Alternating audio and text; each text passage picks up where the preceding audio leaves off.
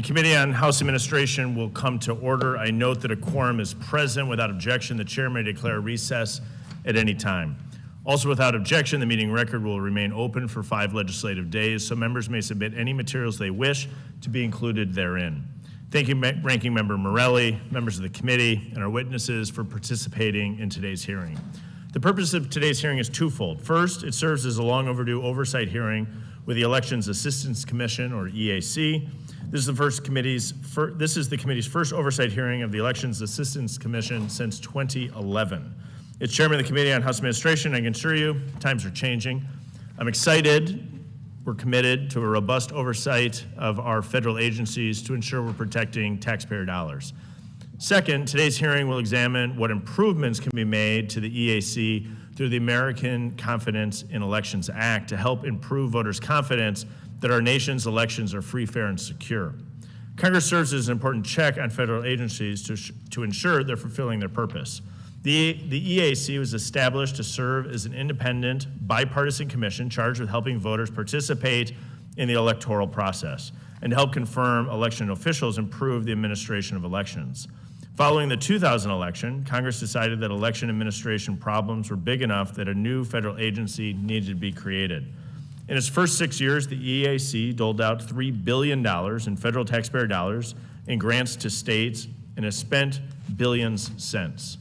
While some states have used the money effectively, we know some states have not.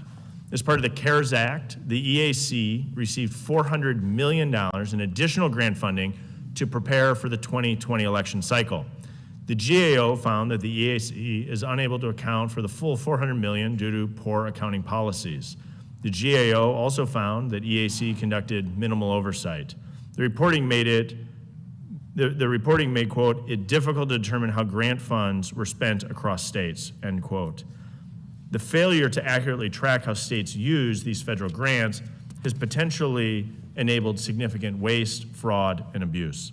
I'm also concerned that some states spent the funds for political purpose rather than improving election administration. Let's look at how California spent their 2020 funds. The state of California was awarded $35 million in federal funds. California spent the money on a Get Out the Vote campaign. The campaign targeted specific voters. The contract was awarded through an expedited process. The firm that was awarded the contract was SKD Knickerbocker. SKD Knickerbocker was Biden's campaign advisory firm. If you went to the company's website, you would see they listed themselves as part of, quote, Team Biden. If that's not a conflict of interest, I don't know what is. It's a violation of federal law to use HAVA grant funds for Get Out the Vote activity.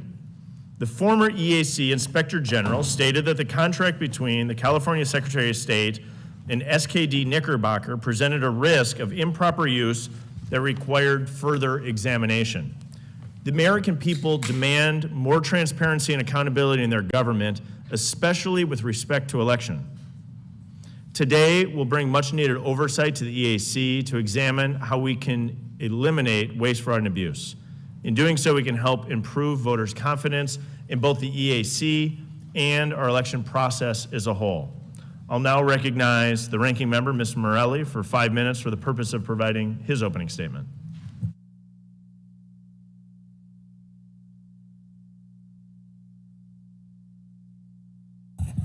Good morning. Thank you, Chairman Stile, for welcoming us all today. I want to thank our witnesses for being here this morning. The role of the Election Assistance Commission, EAC, is a critical one. Every American must be able to cast their ballot freely, fairly, and securely, and to have their vote counted as cast. Voters cannot do that without the hard work of the officials and poll workers who administer elections, and EAC's support of these officials is crucial. The EAC was established more than 20 years ago by the Help America Vote Act, also known as HAVA, with broad bipartisan support. In the past 2 decades, the EAC has evolved to meet its mission and to adapt to new elections landscape. We should maintain the spirit of bipartisan support through all of this. As election-related mis- and disinformation has grown, voters bear a growing burden of having to sort fact from fiction. A trusted clearinghouse of information and resources such as the EAC is invaluable to providing voters with resources they urgently need and ensuring election officials have the tools to educate voters and conduct safe and secure elections in an ever-changing environment. The EAC provides assistance as election officials face growing threats and partners with other federal agencies to address critical infrastructure needs. In recent years, we've seen attempts to undermine public trust and confidence in our elections and the electoral process. And while voter confidence has improved in the last couple of years, having a trusted messenger of election information is vital to our democracy. One of the most significant needs in election administration is robust and consistent funding. Since 2018, Congress has provided more than $950 million in HAVA security grants and $400 million in CARES Act funding, but more is needed. Indeed, President Biden's budget called for investing $5 billion over the next 10 years, and I fully support the President's budget request.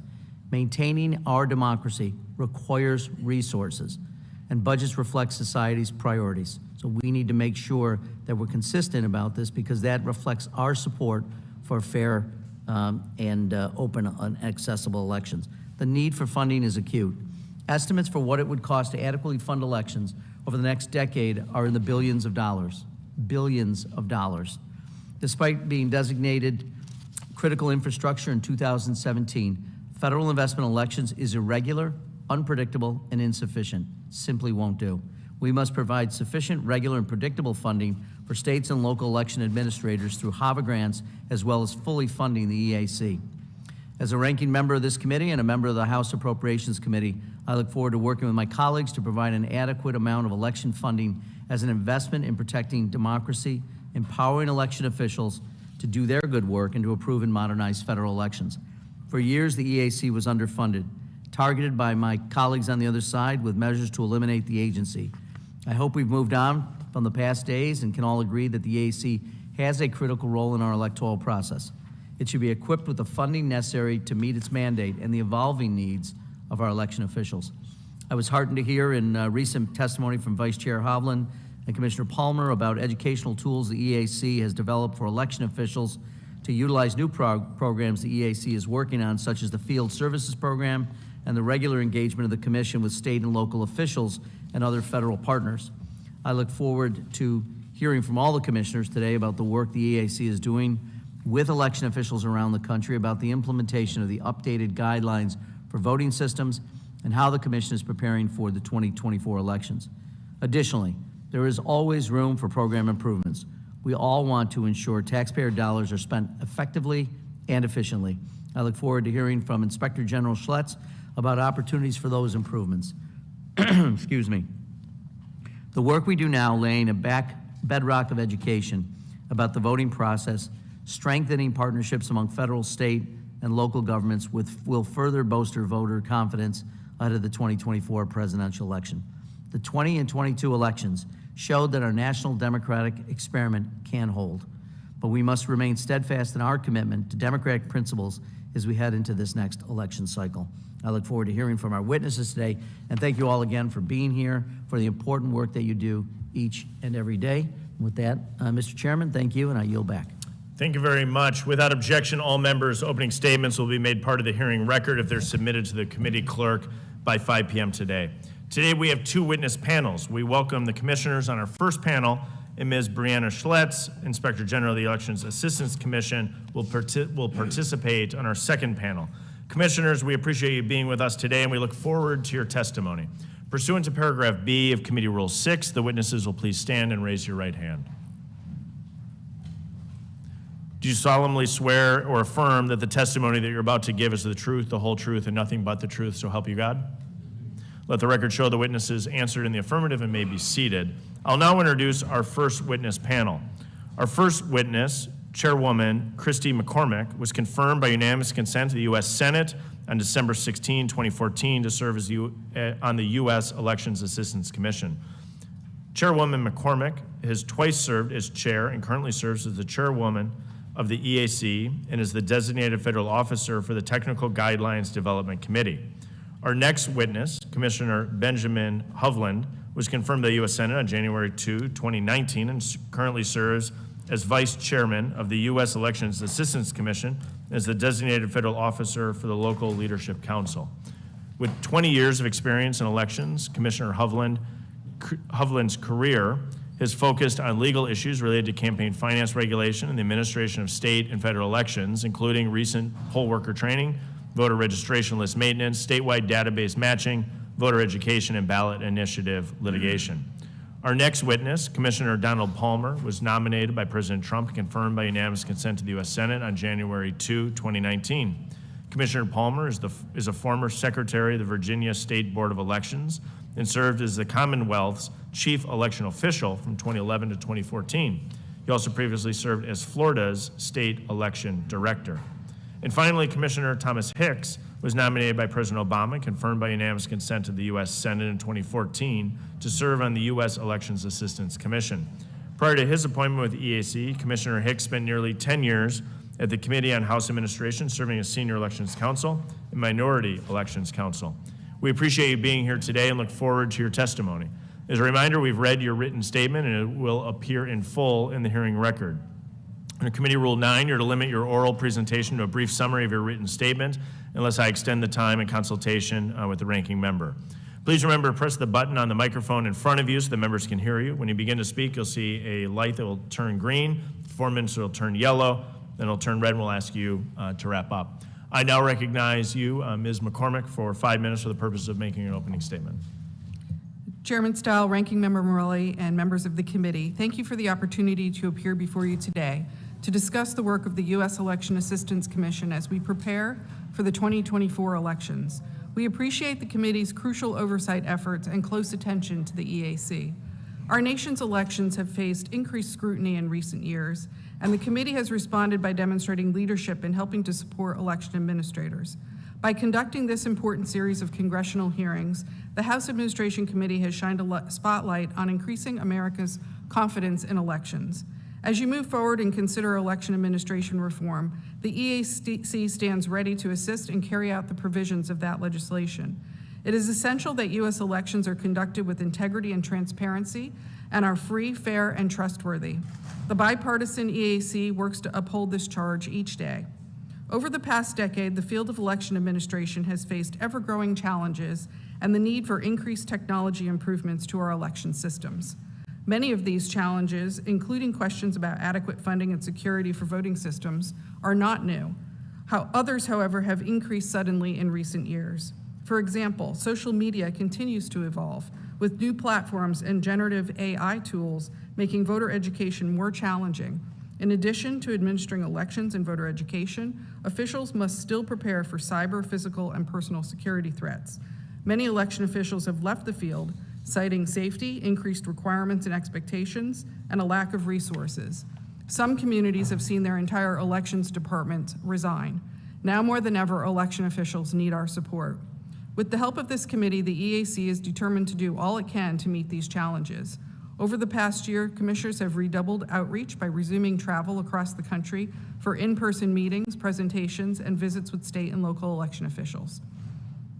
Discussions during these visits underscored not only the outstanding work of election administrators in 2022 midterms, but also the significant impact of efforts by the federal government to provide guidance, monetary resources, and best practice materials. Election officials have expressed sincere gratitude for recent assistance, especially for resources dedicated to safety and security. This includes $955 million in HAVA security grants provided by Congress and administered by the EAC. With support from Congress in the form of increased agency operating budget and more consistent HAVA funding to the states, the Commission continues to fulfill the agency's mission to improve the administration of federal elections and to help Americans vote. As you are aware, the decentralized nature of U.S. elections results in a wide variety of practices, laws, and regulations. To support the country's multitude of election situations and meet HAVA's charge with developing election guidance, the EAC's Clearinghouse division has generated a depth of informative products, including updated quick start guides, a new version of the election management guidelines, which is a primary for election administration, guides, checklists, and one-pagers, white papers, simulation videos, toolkits, and other products to assist election officials. These documents reflect the need for unbiased, trusted source of guidance as election officials navigate the complexities of election administration.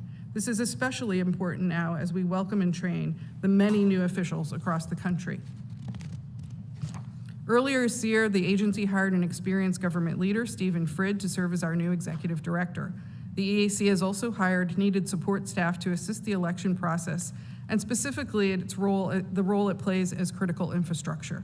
Additionally, the EAC marked the 20th anniversary of HAVA in 2022, commemorating the historic milestone with the launch of Help America Vote Day and the celebration of the second National Poll Worker Recruitment Day. With more than 3,000 counties and thousands of localities, it takes nearly 1 million poll workers to operate election polling sites. This process supports more than 209 million registered voters. The AC continues to strategically promote election worker information on social media and on our website. We created helpamericavote.gov, a permanent outreach platform in 2020 in service of the first National Poll Worker Recruitment Day. Over the course of 2022, the EAC's poll worker web pages had over 263,000 page views. We regularly receive modifications from election offices, and based on their responses, information is updated consistently. Looking forward to 2024, with ongoing support from Congress, the Commission will provide the necessary assistance to election officials to mitigate challenges and protect the integrity of U.S. elections. I'd like again to thank the committee for its oversight and support of the EAC, as well as for the opportunity to speak here today. I will now turn the discussion over to Commissioner Ben Hovland to discuss the Commission's internal financial oversight and grants management. Thank you very much, Chairwoman McCormick. Vice Chair Hovland, you're now recognized for 5 minutes. Thank you, Chairman Stile, Ranking Member Morelli, and members of the committee for inviting us to testify about the work of the U.S. Election Assistance Commission. My name is Ben Hovland, and I'm the current Vice Chair of the EAC. A core component of the EAC's mission is distributing, monitoring, and auditing the use of federal grants for the improvement of election administration and security. Federal HAVA funds, including the $955 million provided since 2018, are a key resource for election administrators responding to increased technology and the changing demands of the field.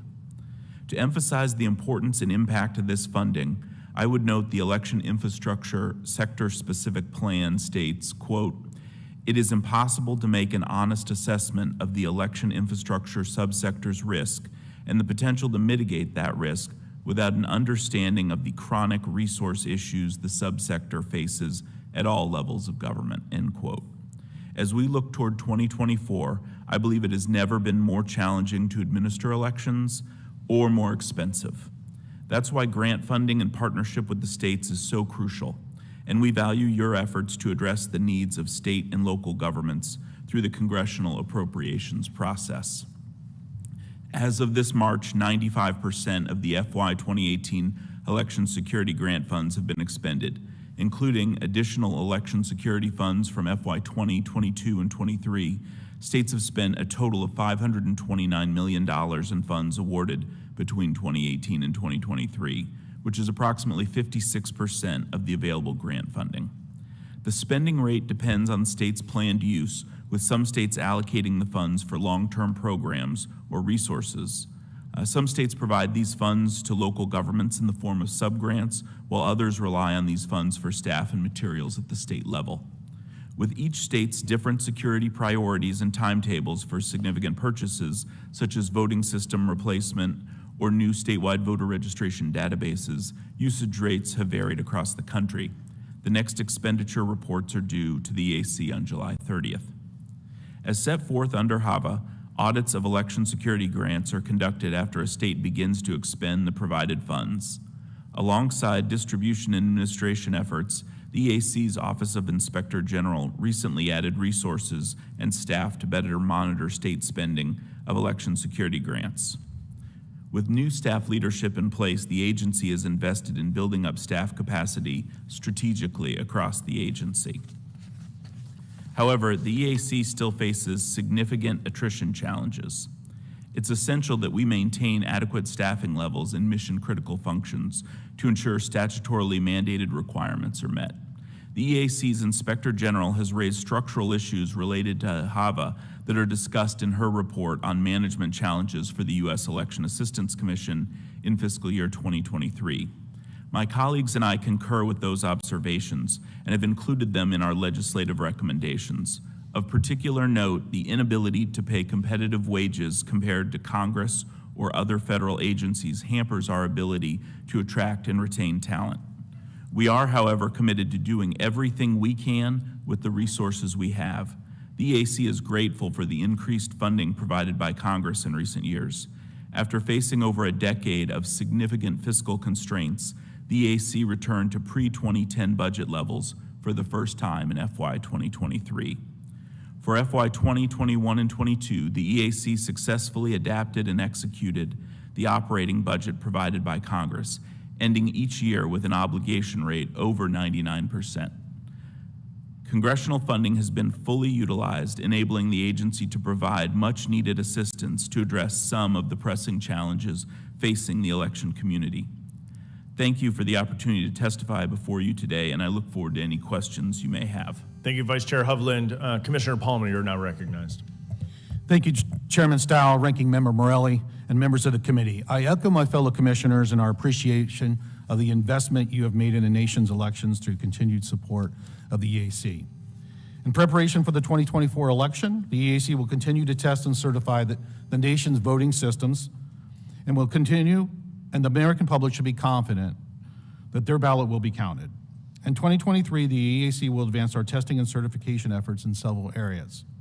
A voting system certification does not end with a successful test in an accredited laboratory. Rather, the review of these voting systems continues during the lifespan of the voting equipment. As a result, the agency is preparing to launch an innovative field services program to help election officials strengthen their overall posture and preparedness with EAC certified systems.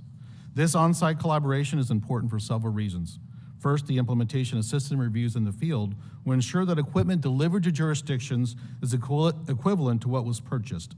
The effort will analyze system hardware and software configurations to verify the equivalency of the equipment to EAC certifications. Additionally, there will be jurisdiction site surveys of voting systems, the best practices assessments, collection of system census information, and analysis of anomaly reports. We recently onboarded the Field Services Program Manager and look forward to building out this initiative. In 2022, the Commission made considerable progress by fully operationalizing version 2.0 of the Voluntary Voting System Guidelines, or VVSG. The new guidelines incorporate technological advancements in cybersecurity, accuracy, accessibility, usability, and auditability. Adoption of the EAC's new lifecycle policy, along with the accreditation of 2 voting system test laboratories, are necessary steps toward the realization of voting systems that are VVSG 2.0 tested and certified. The EAC has one system that is being currently tested against VVSG 2.0, and the commissioners just recently visited the Pro-V&V, the test lab, and got to see firsthand some of the testing that is going on in Huntsville, Alabama. We'd also like to take this opportunity to emphasize that VVSG 1.0 and 1.1 certified systems will not be decertified by the EAC as a result of migration to the new guidelines. Voting systems that are currently deployed are still accurate and reliable, may continue to be used, and do not need to be immediately replaced or recertified to 2.0. In addition, they will continue to be tested and updated with security patches. It will take time and significant monetary expenditures for jurisdictions to implement VVSG 2.0. So it's unlikely that systems certified to 2.0 will be used in the 2024 elections. Congress and the American people, though, should have absolute confidence in this process. The EAC has amplified this message by publishing a communications toolkit to assist election officials in communicating about VVSG standards, updates in election security, and helping to boost confidence in the critical infrastructure of our election systems. As part of our election technology efforts, the agency launched the Election Supporting Technology Evaluation Program, or ESTEP. This technology includes electronic poll books, electronic ballot delivery systems, election night reporting databases, and voter registration portals. These election supporting technologies are crucial tools for both election officials and voters. As more states and localities adopt these technologies, officials are looking to the federal government for voluntary standards and guidance similar to what is provided currently in the VVSG. Election administrators today must rely on a patchwork of state laws, regulation, and certification programs of varying degrees and review. An established EAC program will provide for the development of robust voluntary security standards, testing, guidance, and training materials covering these election-supporting technologies. Attacks from nation-state actors against our election infrastructure have specifically targeted election systems, as I pointed out in the past, and these attacks are only going to escalate. So the first technology pilot for ESTEP is electronic poll books, and these are critical election supporting technology for election officials as they're used in the polling place.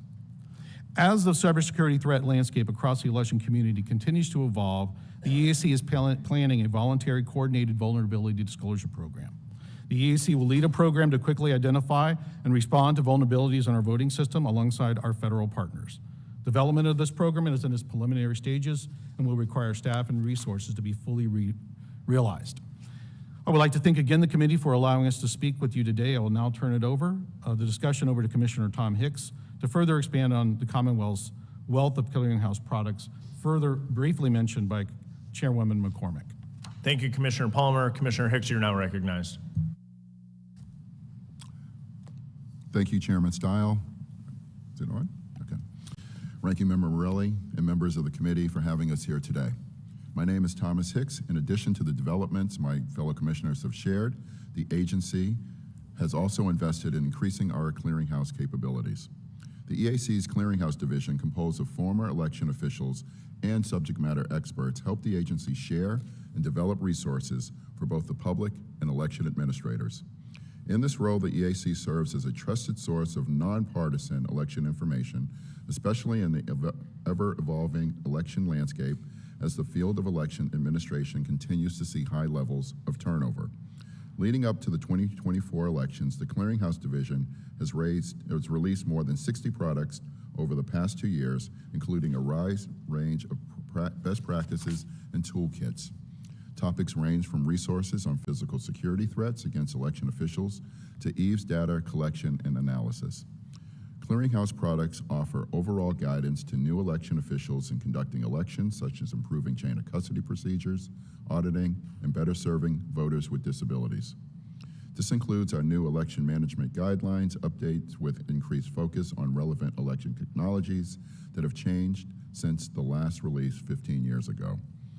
All of the products developed by the Clearinghouse Division are guided by the parameters set forth in HAVR. We have heard from election officials across the country about the escalation of threats they, their colleagues, and poll workers have faced. The agency has developed and distributed clearinghouse resources and information from other federal partners, such as our dedicated landing page, as well as issuing guidance with the Election Security Grants Assistance. Another issue of concern are risks to the supply chain.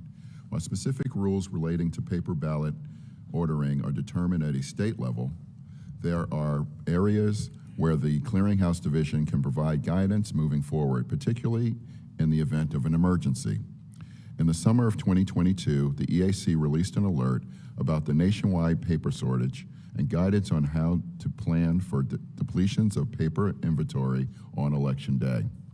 Additionally, states may use HAVR election security grants funding for procuring ballot stock that has security features such as watermarks and unique ballot identifiers.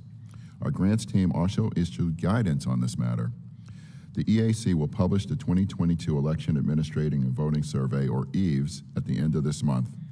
This biannual report collects data on election administration from nearly 6,500 local election jurisdictions across all 50 states, the District of Columbia, and the U.S. territories.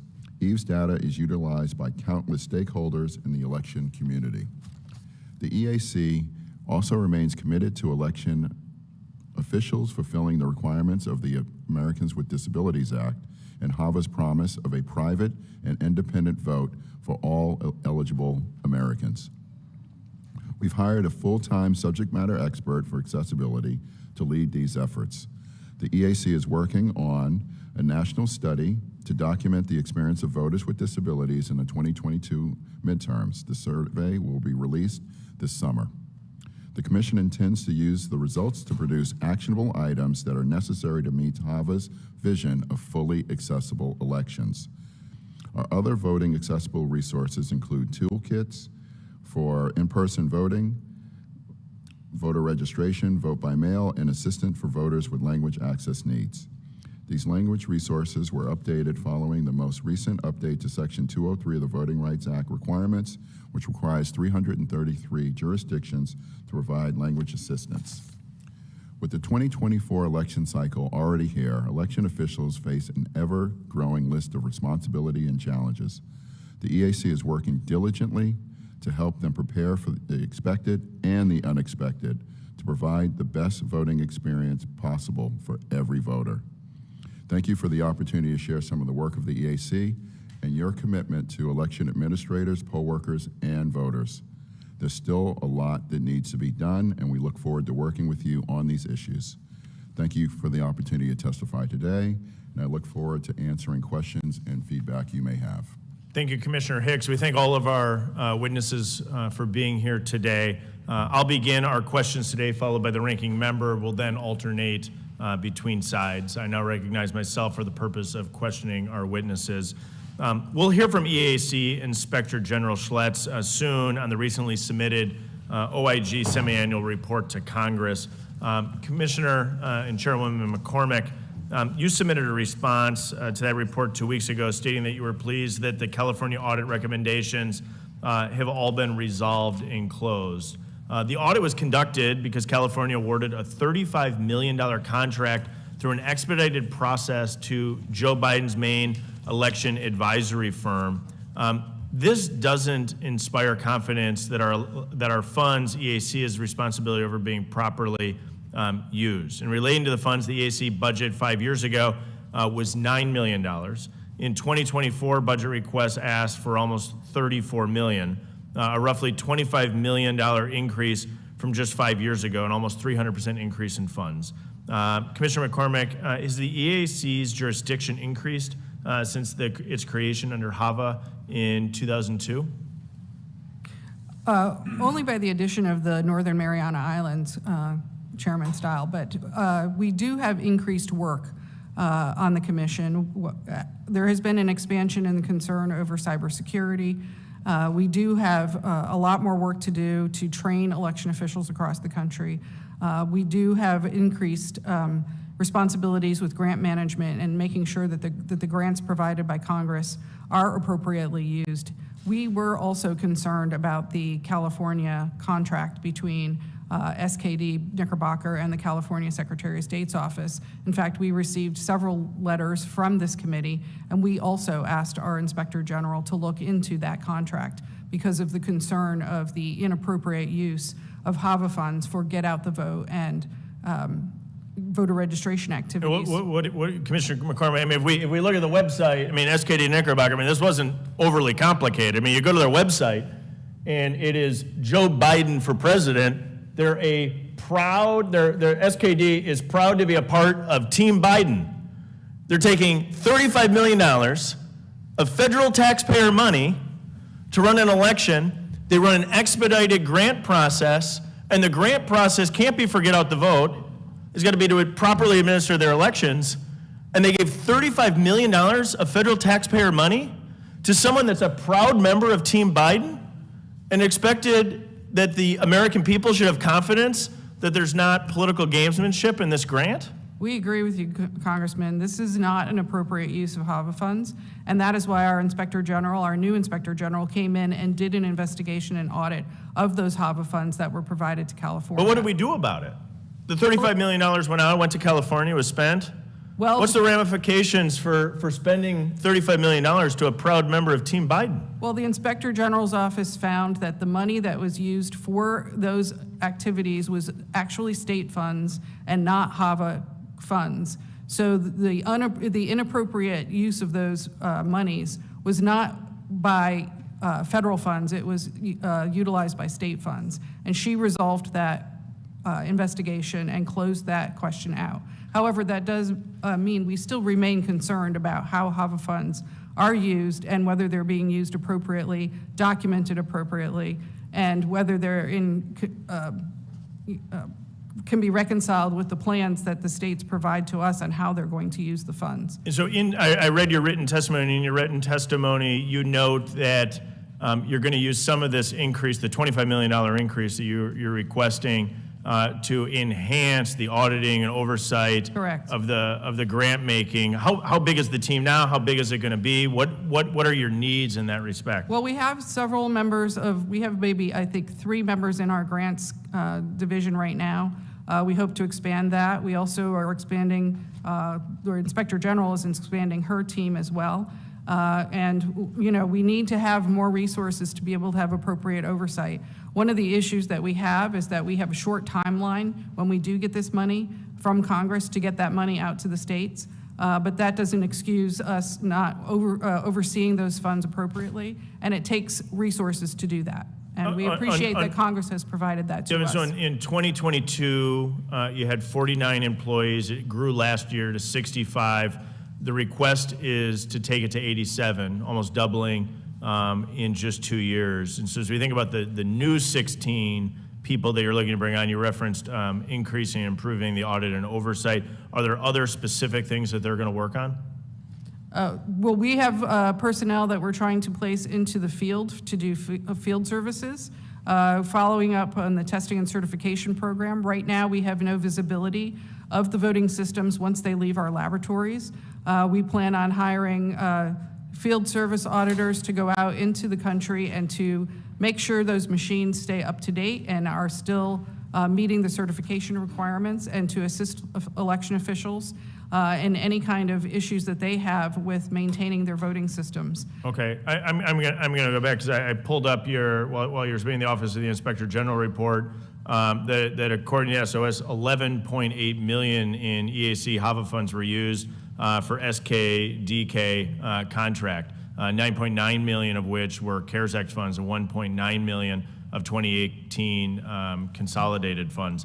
I just think it's broadly concerning to the American people when we see the appearance of political activity with federal taxpayer dollars, and we're looking for an increase in your budget. You're overseeing a lot of the grants that are going out to the states. Some of our states are using these funds in productive and thoughtful ways to better administer elections.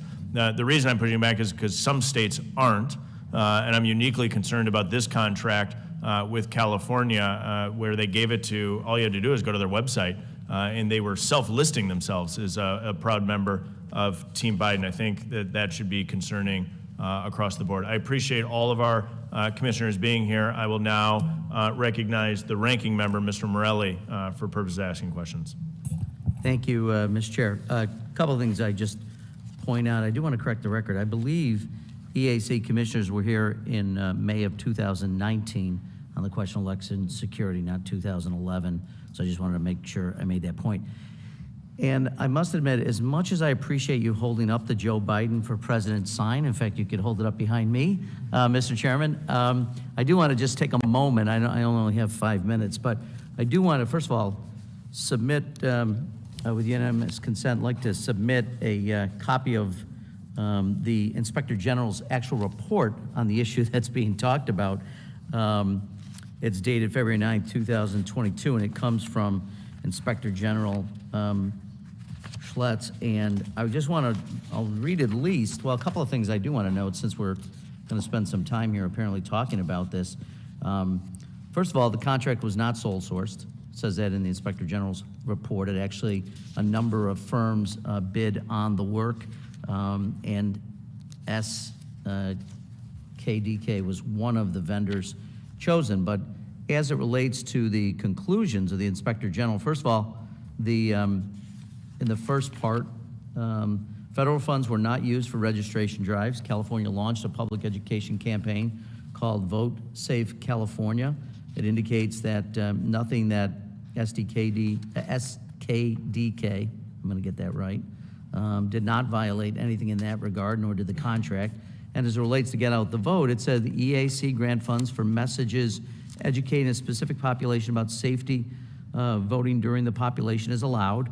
Similarly, EAC said an advertisement directing the public to California's voting website is allowable because the website has additional educational information on how to vote safely or procedures for voting. So we found no specific activities or messaging that met the definition of get out the vote. And it concludes, and this is the important part, I would think, the operative part, the conclusion by the Inspector General is based on the evidence. California Secretary of State Office executed the SKDK contract in accordance with EAC guidelines. Funds were not used for unallowable costs, such as registration drives or activities meeting the definition of get out the vote. So I just want the record to reflect, we can talk about this, I suppose, all day long, but the actual Inspector General who you're referring to basically concluded that they had followed all the rules California had, and there's no there. So I want to just make sure that enters in the record with Without objection. unanimous consent. Using just my last few minutes, perhaps Commissioner Hicks, our elections environment is constantly changing. Election administrators deal with ever-evolving cybersecurity threats and the rapid spread of mis and disinformation. We need to consider the physical safety of election workers and now must respond to an increasing number of records requests, analysis requests, and respond to the threat AI may pose to us all, and on top of that, actually run elections. Could you please comment on how increased and reliable funding could alleviate some of this significant burden? Thank you, Congressman, for that question. Increased funding, when we go to election offices, the number one thing they ask for is additional funding. It's usually one or two people in the office that is trying to do 9 different jobs in an office. And so they are looking to, the chairman had asked a little bit earlier, have we increased our authority? We haven't increased our authority, but the scope of our jobs have increased in terms of cybersecurity issues that no one thought of in 2003 or in 2002 when HAVA was enacted, but also the fact that we are also fighting nation states in terms of mis and disinformation. And it's not really feasible to ask a city clerk in a small town to fight against a superpower for mis and disinformation when the U.S. government should be doing that. So we have worked with our partners, with the federal government, that being the DHS. When elections were elevated to critical infrastructure, we were able to do a lot more things in that sort of realm. But I do believe that with increased funding and increased responsibility, we will have to be able to do that so that votes can be counted accurately. Very good. I had a number of other questions, but my time is going to come to an end. But before I do that, Mr. Chairman, I also ask unanimous consent that the Bren Center's June 2023 voting laws roundup, which found between January 1 and May 29th, at least 11 states have enacted 13 restrictive laws, including 7 that curb access to mail voting, and an onerous law in Florida, which would significantly reduce voter drives in advance of the 2024 election. Without objection. Thank you. Mr. Chair, I yield back. The gentleman yields back. Mr. Loudermilk is recognized for 5 minutes. Hit the wrong button. All right. Thank you, Mr. Chair. Thank you to each of our panelists for being here today. Chairwoman McCormick, last year in 2002, the EAC received $75 million in election security grants. In 2024, the EAC has requested $300 million in election security grants. Now, my calculation, that's about a 300% increase. Now, I know the entire nation has been affected by the out-of-control Bidenflation that we have right now, but I don't even think that's at 300%. That leaves us to question, what are these grants going for, and can you explain such a massive increase? Thank you for the question, Congressman Loudermilk. The EAC itself is not requesting that money for our operations. We constantly hear from states and localities of the need for additional funding. And part of that is they are in the process of purchasing new and updated voting equipment. A lot of the equipment that's out there has been certified to standards that were passed in 2007. So we need to update election equipment across the country. Additionally, we need to provide cybersecurity measures on all of the machines and all of our systems to make sure that we are fighting against any kind of intrusion on our election systems. It is a question of national security, and that is why there has been an increase in the request. We are approaching the 2024 elections. We have heard from our partners at CISA and other agencies that they expect a ramp up in attacks on our systems, and election officials need to defend those election systems in advance of the 2024 elections. So in and be summary, this prepared. is election integrity. A lot of it is security. election integrity and security. Okay, security being securing ballots, securing individuals. Securing the voting systems, securing Okay. the ballots, physical security, and cybersecurity. Okay. How are you going to ensure that the grants are distributed and used properly? Well, there is a distribution formula that we have to follow. So we make sure that our grants team follows all the federal rules on grant making and requires all the federal financial reports and progress reports, which are required usually semi-annual. The last tranche of money required them to be filed quarterly. And we follow up with the states on any issues that they have in using the grants appropriately. We also then make sure that the Inspector General is aware of all of the ways that the states are utilizing that money, and she does the audits for the EAC. Okay. Hypothetically, if there was a suspicion that grants were not used properly, what measures do you take to investigate that?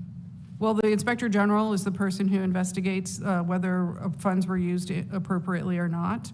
And then it can mean that money can be repaid into the federal treasury if it is found to be used inappropriately. Okay, thank you.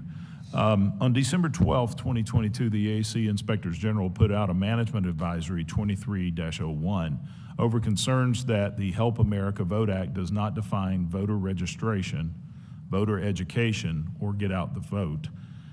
Yet HAVA funds cannot be used for these purposes. Are you aware of jurisdiction using HAVA funds to engage in these efforts in violation of HAVA?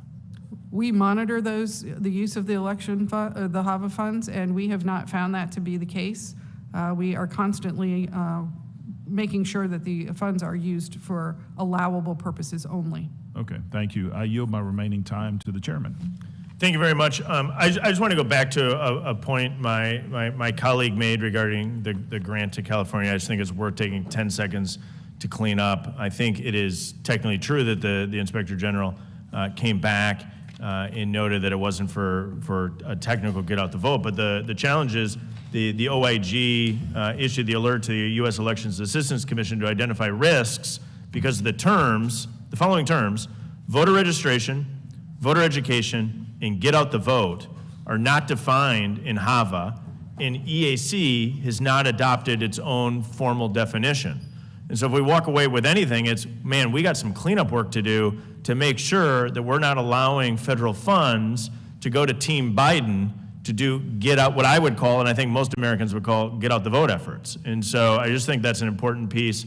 Cognizant of the time, I'll now recognize Mr. Murphy, Dr. Murphy, for 5 minutes. Thank you, Mr. Chairman. I appreciate y'all coming today. I've had some interesting reading this morning. I had not read the President's executive order, and I just, guys, I just can't help think if we want clear and we want free and fair elections and everybody to vote who legally vote, how much mail-in voting was pushed.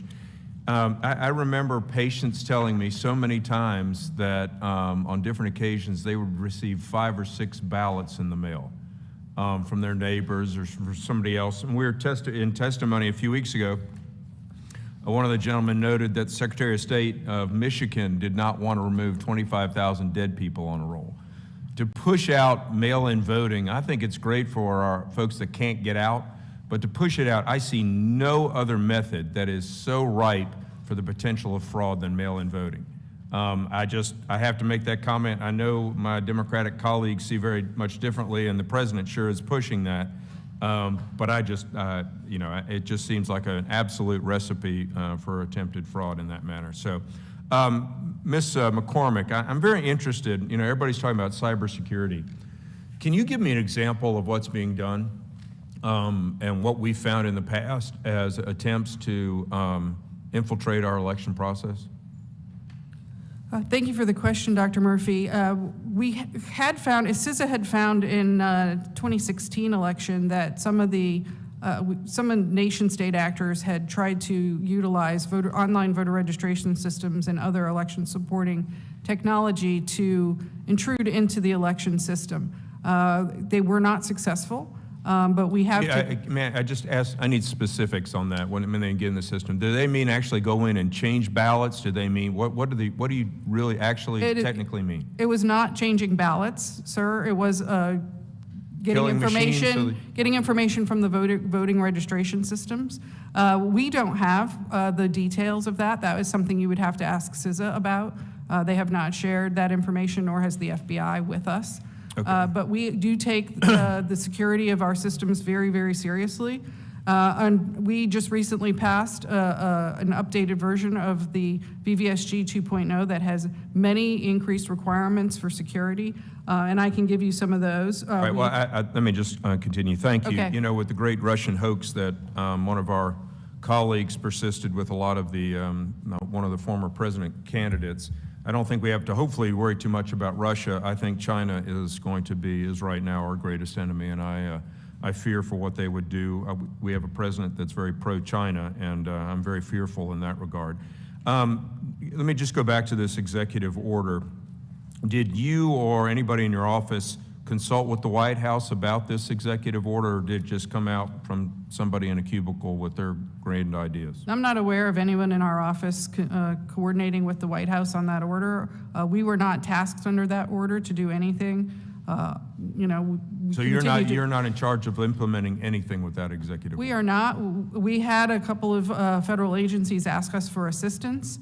The National Institute of Standards and Technology asked us for information on and a white paper on disability, as they were tasked to look into disability issues with regard to that order.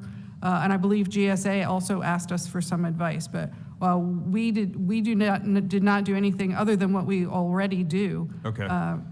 To reply to that order. All right, thank you. You know, there's been a lot of dark money or whatever, a lot of political influence from people who have a lot of money in this country. Mr. Hovland, can you expound upon your support? You had voiced support for Mark Zuckerberg's private funding of election administration. Why do you think he has the great, just since he's one of the richest men in the world, why he should be determining our election outcomes? Thank you for the question, Congressman. I don't believe that he has had any determination in the outcomes, and what I testified to House Appropriations in 2021 was that I thought it was unfortunate that our election officials had to be dependent on the charity of billionaires, that I feel that it is a failure of government to not provide adequate funding for elections. I think philanthropic dollars have gone to do a lot of great things, but as far as funding elections, I think that is a responsibility of government. And I think it's critical that we provide adequate funding so that you don't feel the actions of Zuckerbucks are really a good patriotic thing? That's what I'm hearing you say. From interviewing election officials who received that money, I know so much of it went to get PPE, to have protective equipment, to have hand sanitizer, to be able to... You can understand the appearance of such, that it's influence, and we know of all those things happening. You know, I don't agree with the Supreme Court decision many years ago that allowed all this extra money to come in. I absolutely think it was the wrong thing to do. We just want free and fair elections across this country. Thank you, Mr. Chairman. I'll yield back. Gentleman yields back. I seek unanimous consent to insert the Inspector General's management advisory previously referenced. Without objection, so ordered. I now recognize Mr. Carey for 5 minutes for the purpose of asking questions. Thank you, Mr. Chairman, and I want to thank the witnesses for being here today. I have a series of questions that I want to go to, but I just had one question for you, Ms. McCormick. We're talking about the needs, the state requests and the needs, and you talk about the distribution formula. I think you mentioned that to the chairman. There is a formula. And I had not seen, the chairman, I had not seen that graph of the president on before till today, but should that formula, should that not also include making sure that the vendors don't side with one side or the other, that they're completely bipartisan as it relates to receiving the HAVA grants? The vendors don't receive the HAVA grants, Congressman. Those go straight to the states. The states, but then they in turn, Well, the states usually provide sub-grants to their counties. Right. And then the counties and the states decide how that money will be used as long as it's allowable within HAVA. The vendors do not receive the money. However, they do get contracted by the states and the local jurisdictions to provide equipment. but they don't do it and for services. free, right? The vendors do not do it for free, no, sir. So where do they get their money? The vendors are the states and local jurisdictions contract with the vendors. And oftentimes they use HAVA money, but they also use other funds that are provided by the level of government. So the vendor may not receive the HAVA grant directly, but Correct. vis-a-vis a state or some other entity would then pay the vendor, but it's not directly related to the HAVA grants. Is that what you're saying? That's right, but I do agree with you that it should be a nonpartisan provision of equal Yeah, because election. I don't, whether it was President Biden, President Trump, it doesn't matter to me. I'm just saying that I think that it should be, that entity should not be partisan. I would agree with you, Congressman. And one other thing, I was reading through your testimony. You mentioned in here, and again, it's a question, I'm not trying to focus on, but you mentioned AI tools making it harder for voter education. Can you just give me briefly, because I got some other questions I want to go to. Yes, sir, that is something new that we're now combating and how to respond to possible mis and disinformation and use of AI in election information. We've created an internal working group to work on the ways that could happen and what we might do to combat those AI-generated. I may want to follow up with you on that, just Yes, sir. because I have a keen interest in that. Mr. Palmer, number one, I want to thank you for your service to the country. Appreciate that. Where are most of the election equipment manufacturers? Where are they located? Are they in the United States or are they outside of the United States? The manufacturers themselves are in the United States, yes. Okay. So do we have any of the manufacturers that are located outside of the United States? No, if you're asking are the voting machines manufactured overseas, that's yes. Okay. So when the EAC adopts a new VVSG standard, what happens to election equipment certified under a previous standard? Well, it remains certified. We have, those standards were earlier standard. We have new standards, but it takes time to migrate to the new higher standards, get the manufacturers to design and bring those to a test lab to be tested. So we have full confidence that the systems that we tested are still operational. And those decisions on when to transition to, let's say, another 1.0 version or the new generation of systems, that's going to be a local decision or a state decision on when they feel they need to move on from their equipment. No, but if they're, I mean, they can still be used, in other words. Yes, sir. Okay. Are there security threats that exist with still using the older type machines? Well, one of the things, yeah, I would say yes, there are security concerns. That's why we take measures like, for example, we've added penetration testing to all our older systems. So if there are any updates or upgrades, before it goes to a lab, it needs to go through penetration testing. And so that was a new feature that we brought in. So there is concerns, and so we are addressing those. Okay. All right. Well, I want to thank all the witnesses here today. Mr. Chairman, I'll yield back. Gentleman yields back. Ms. Lee is now recognized for 5 minutes. Well, I'd like to begin by thanking you for being here today. To have all four of you present with your collective experience and expertise is really a valuable thing for us. So I thank you for spending your time with us today. And Commissioner Palmer, I would like to pick up right where you left off and spend a little more time talking about VVSG 2.0, what that means for the election community and how it can be implemented. So you were speaking just a moment ago in response to Mr. Kerry's questions about the continued use of voting systems that had been certified under the previous and tested under the previous guidelines. And so if you would share with me a little bit about how if a state is interested in coming up and using systems that are compliant with 2.0, you mentioned that might take time to do. Share with us a little bit more about the logistical and expense considerations that are associated with replacing and updating a state's certified voting systems. Okay, sure. I mean, at the state level, for example, if you if you want to move to a 2.0 system, the reality, though, is that the manufacturers have to design those systems to meet the new standards. And once they feel confident that they can undergo a campaign at the EAC for that testing, they're gonna make a submission. It's going to be tested, and it'll eventually be approved or disapproved at some point in the process. But that's only the first step. That only makes it available for that vendor to then take it to the states. There may be testing, there may be state testing.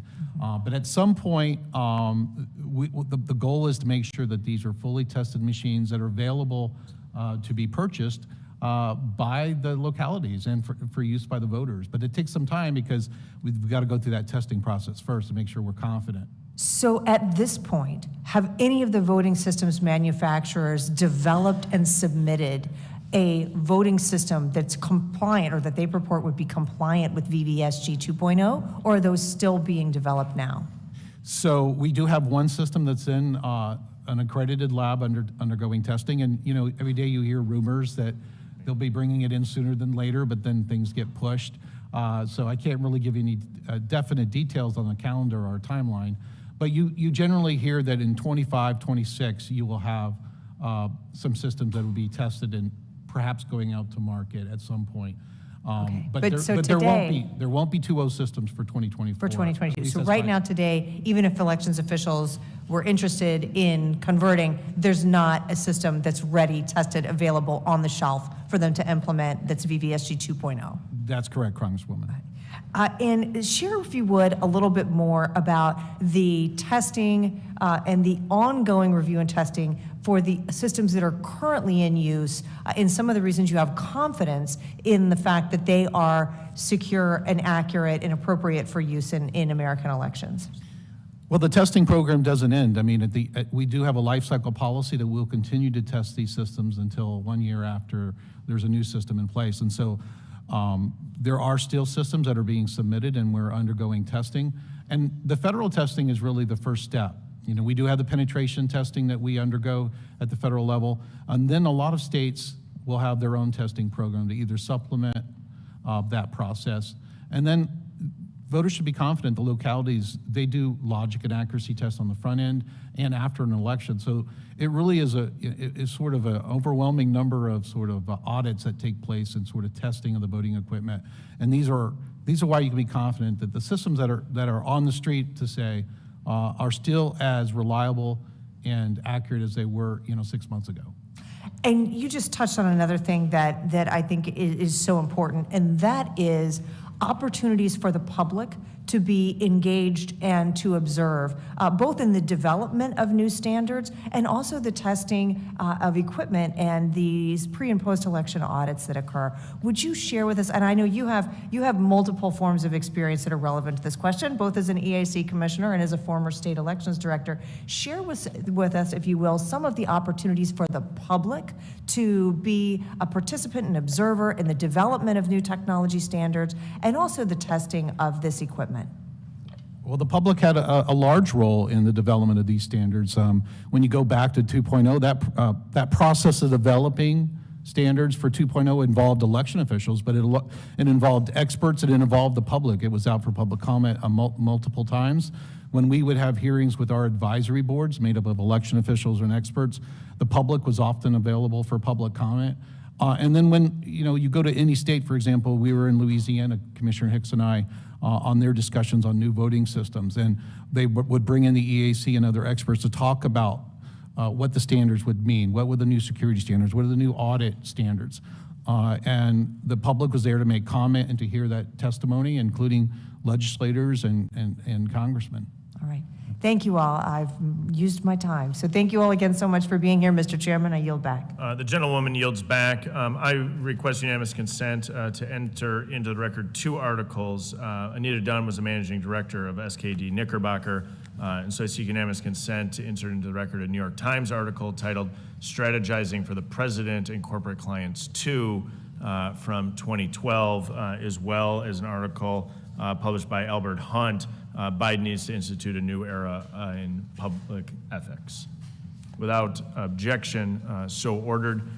In consultation with the ranking member, we have one more member who is in a foot race to get here. Knowing that we would otherwise switch panels, I asked our witnesses just to stand by for 2 minutes with the hope that Mr. Good makes it before we wrap up this panel. So we'll pause in place for about 2 minutes.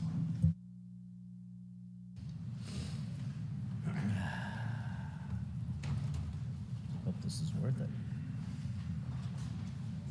If his staffer hadn't texted 10 minutes that he's actually running, so he's gonna be like out of breath. We're gonna see what kind of shape he's in. You put the carpet, right?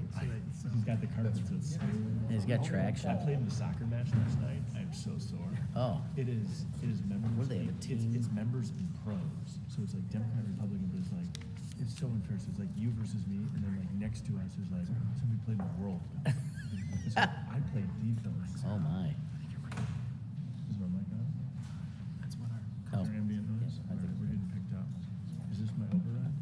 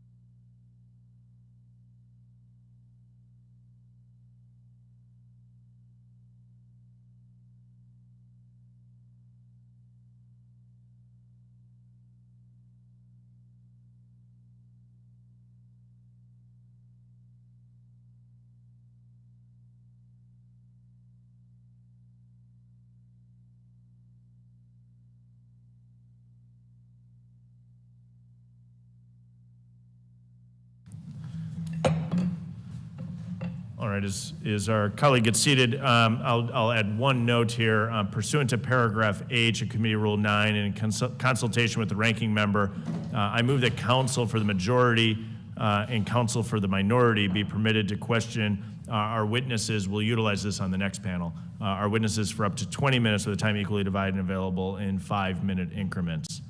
Without objection, so ordered. Again, that'll be for the next panel.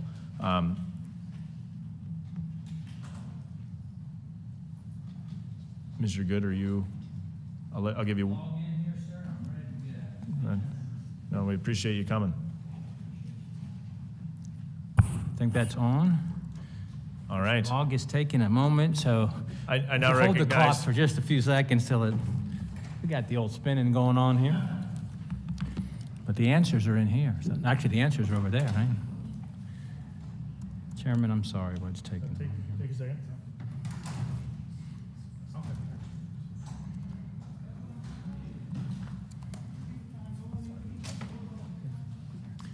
All right, we're pretty dang close now.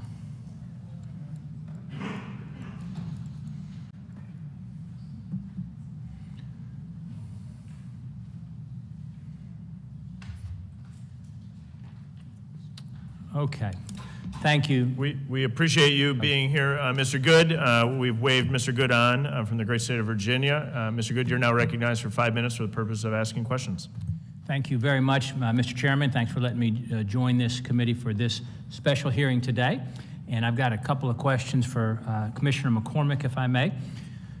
In June 2022, the Cyber and Infrastructure Security Agency, or CISA, conducted a vulnerability analysis of Dominion Voting Systems Democracy Suite ImageCast X, which is an in-person voting system used to allow voters to mark their ballot. CISA's report outlined 9 vulnerabilities. With that said, how confident are you that our voting systems can be protected or even ideally made immune from hacking or other vulnerabilities? Thank you for the question, Congressman Good. No system is immune from attack, but we do our best to protect the systems. And we are working to increase the security on our systems with our new VVSG 2.0 requirements. And additionally, we will be starting a consolidated vulnerability disclosure program to make sure that any kind of vulnerabilities are identified and addressed in a very efficient and quick manner to make sure that the voting systems remain secure. We also just going to see the report ourselves today, so we're interested in looking at that report, and we understood from the CISA's report of reviewing the Dominion machines that most of those vulnerabilities have been closed. So if you were going to compare how protected versus how vulnerable, say, in November 2020, compared to how you hope it to be in 24, how would you sort of quantify that in a guesstimate, an estimate? How much better are we? Well, hopefully I in think, 24 than we were maybe in 20. you know, we did not see any vulnerabilities exploited in 2022, and I think we will. Not any. We didn't see them exploited, no, sir. And we believe that the machines were secure in 2022, and they will be secure or more secure in 2024. Well, we all certainly hope so and trust so.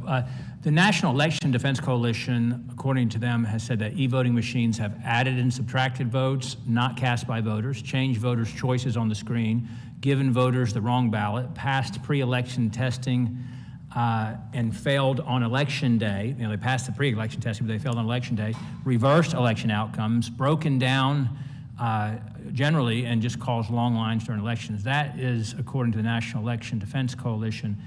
And I will tell you, we held a roundtable discussion on this issue in my district, 3 members of Congress and a number of state delegates and senators in Virginia, and had some experts come in. And I can tell you that I witnessed a demonstration. I'm trying to bring it before this larger body. I and my colleagues witnessed a demonstration. This was a few months ago, apart from an actual election. It wasn't part of the, but where a tech expert appeared to hack into the voting systems and change results before our very eyes. We watched it happen, change things, change them back to show us how easy it was to do. CISA, the CISA report, well, let me just pause. What is your reaction to that? I'm not aware of the demonstration that you're talking about. I'd be interested. Right, you wouldn't be aware of that, but I'm saying I watched this by this, whom I believe to be a credible, trusted resource, do this before mine and 2 other colleagues' eyes, along with a number of other individuals that were there. And so what I mean is just the fact that that could possibly happen, what would be your reaction to that? Well, I think, yes, vulnerabilities can be exploited for sure, but it depends on the environment we're in, how the setup is, how much time people have, what the machine is, has it been certified? There are a lot of questions that would need to be answered, and we would love to be able to see that and look at it. There are definitely anomalies that happen in the systems, but we do have a defense in-depth program through our VVSG and through other programs through CISA, and we are working to keep those machines as secure as possible. Yeah, to my colleagues on this committee, even would like to try to bring this individual before individual on this committee. Last thing I'll just ask, what's the likelihood that a foreign power such as China, who have obviously an active spy operation, including trying to put the facility in Cuba, that they could leverage vulnerabilities for their interests with our election system? Well, our machines are not, our voting systems are air-gapped from the internet, so it would be difficult for them to get to every machine across the country to exploit any kind of vulnerability. Did I understand you to say they're gapped, meaning disconnected from the internet? Correct. Okay, the demonstration I saw literally was through the internet connecting. Well, that I saw. our machines are not connected to the internet, and they're not connected to each other. So each machine stands on its own. There are cases where the machines do get connected at the time that results are modemed in some cases. But we require an air-gapped system in 2.0, and we will make sure that the machines are not connected to the internet. Thank you, Commissioner. Thank you, Chairman. Appreciate it. The gentleman yields back. We thank our colleague from Virginia for joining us today on the Committee on House Administration. We thank our witnesses today for appearing before us. It's been very helpful. Members of the committee may have additional questions for you, and we ask you please respond to those questions in writing.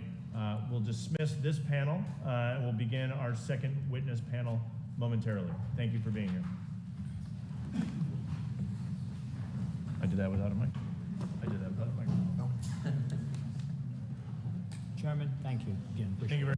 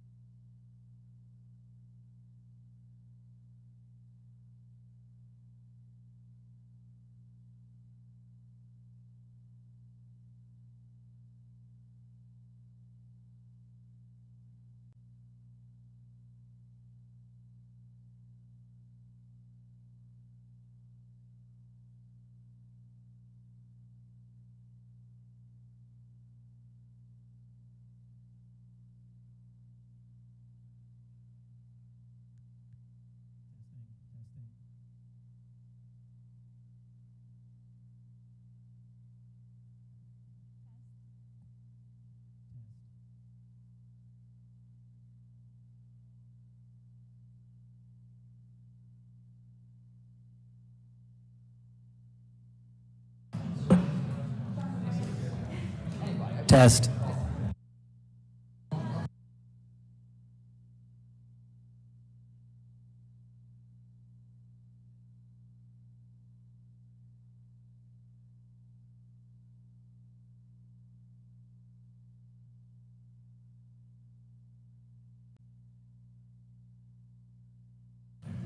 I'm going to bring us back to order if everyone's ready. Ms. Schletz, we appreciate you being with us today and look forward to your testimony. Pursuant to paragraph B of Committee Rule 6, the witness will please stand and raise your right hand. Do you solemnly swear or affirm that the testimony that you're about to give is the truth, the whole truth, and nothing but the truth, so help you God? Let the record show that the witness answered in the affirmative and may be seated. I'll now introduce our witness. Inspector General Schletz was appointed unanimously by the commissioners of the U.S. Elections Assistance Commission and began serving as Inspector General in November 2021. Prior to assuming the role of Inspector General at the EAC, Ms. Schletz spent 8 years at the U.S. Agency for International Development Office of Inspector General, where she served as director and established a new strategic division within the office. As a reminder, we've read your written statement and it'll appear in full in the hearing record. Under Committee Rule 9, you're to limit your oral presentation to a brief summary of your written statement. Please remember to push the button on the microphone in front of you. After 5 minutes, we'll ask you to wrap up. Thank you for being here today, and I now recognize you, Ms. Schletz, for 5 minutes. Thank you, Chairman Stile, and distinguished members of the committee for inviting me to testify about the work of the Office of Inspector General of the Election Assistance Commission. We appreciate your interest and ongoing support for our work. Our mission is to safeguard the federal investment in our electoral system by conducting objective and meaningful oversight. We do this through audits, reviews, and investigations, and much of our work is mandated by the Help America Vote Act and the Inspector General Act.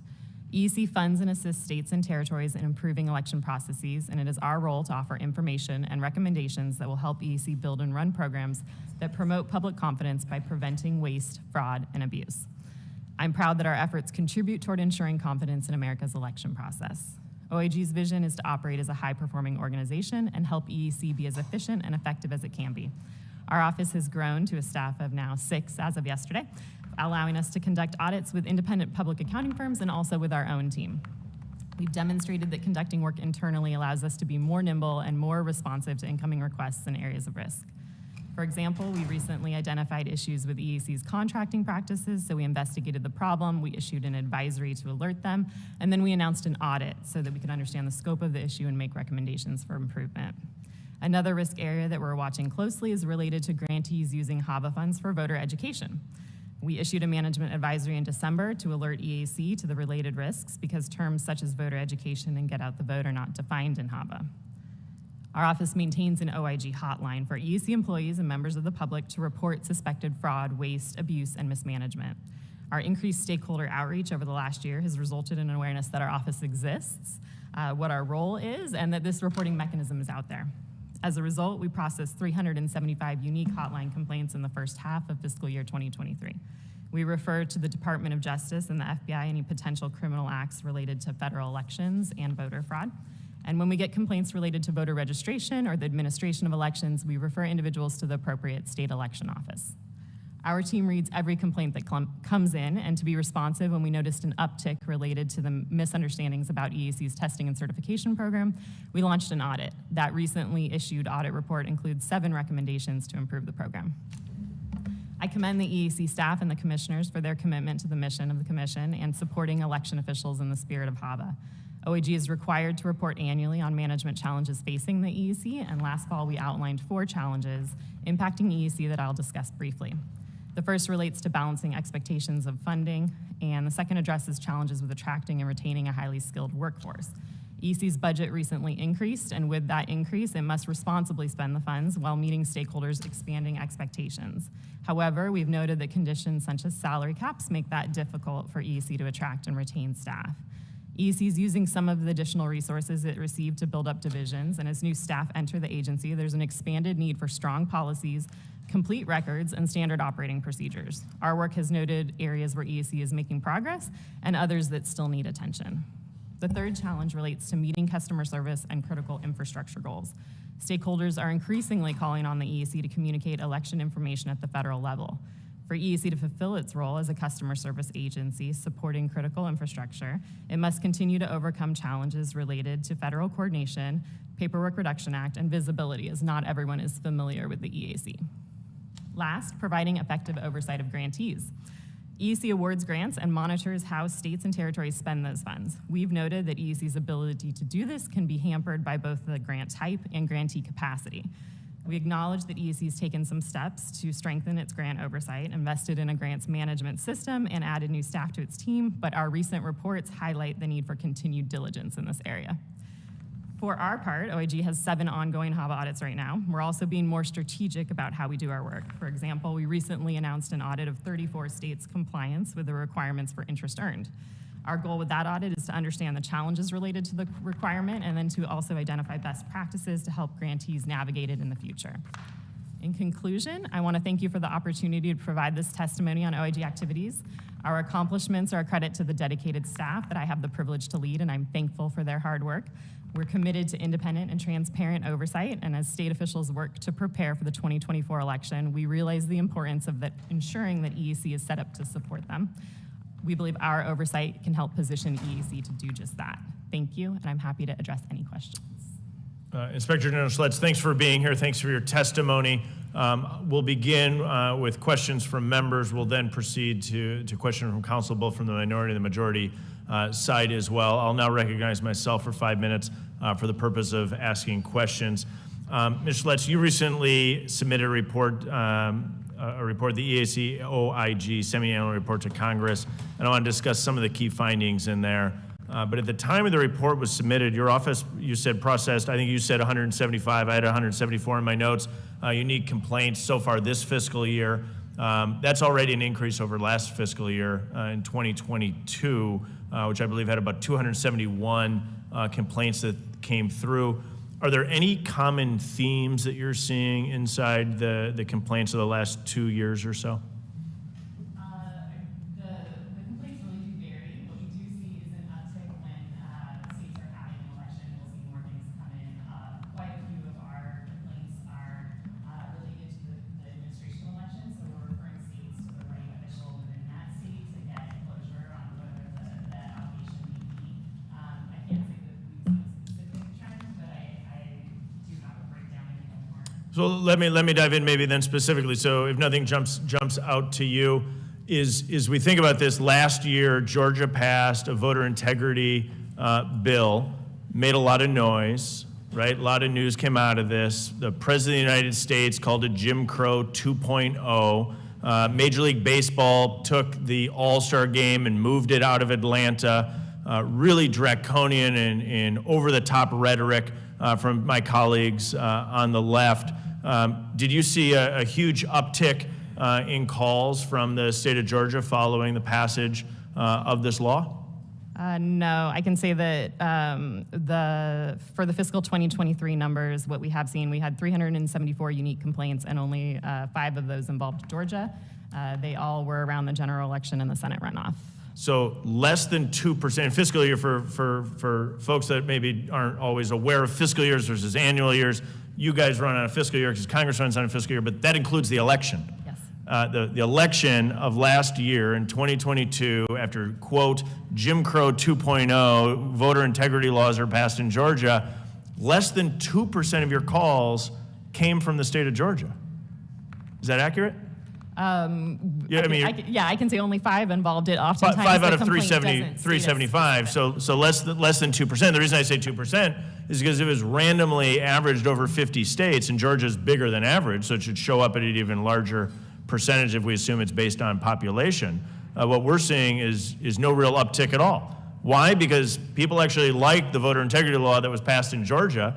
The evidence not only shows up that people aren't calling in because they don't have complaints, it also shows up because people were happy. If you look at the polling data on how people felt about the process of voting in Georgia, but also voter turnout increased in the state of Georgia and across all key demographic groups. Let me shift gears if I can. Again, your office recently completed the audit of HAVA funds, in particular as it relates to the CARES Act, awarded to California. How much money was awarded to California?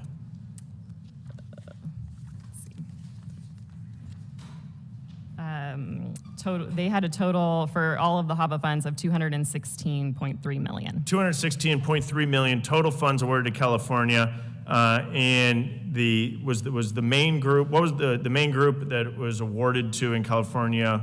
Was what firm? That's the total pot of money of election security funds, 251 funds, the 101 HAVA funds, and then also CARES funds. And then the CARES funds. Okay, if you're speaking about the CARES funds, let me get you the exact number. And I believe you're referring to the SKDK contract, how much was awarded there? Yes. Yeah. So what we found is that 11.8 million in EAC HAVA funds were used for that contract. 9.9 million of those were CARES Act funds. And does it concern you that this entity, through an expedited grant process, has ties to the Biden campaign?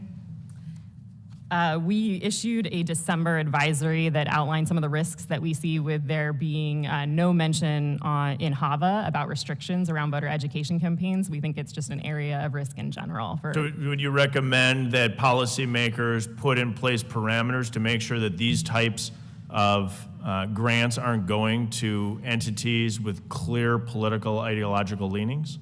It is always, more helpful for us to have strong criteria to audit against. Without that, we are reliant on kind of the EEC and what their guidance is on each individual case-by-case basis on a state.